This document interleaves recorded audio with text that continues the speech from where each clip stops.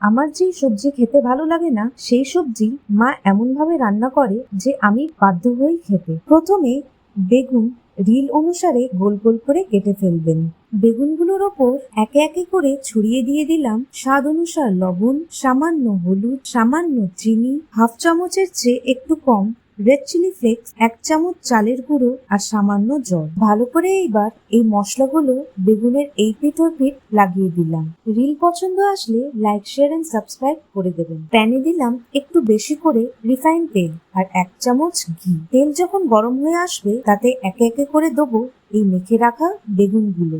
এইবার উপর থেকে চপ করা রাখা ধনেপাতা ছড়িয়ে দিলাম। আপনাদেরকে আমি হয়তো বলে বোঝাতে পারবো না যে কি সুন্দর গন্ধ বেরোয় এই রান্না করার টাইমে। ইউটিউবে যদি এই স্মেল আর টেস্ট সেন্ড করার কোনো অপশন থাকতো তাহলে আপনারাও এই গন্ধে আর টেস্টে মুগ্ধ হয়ে যেতেন।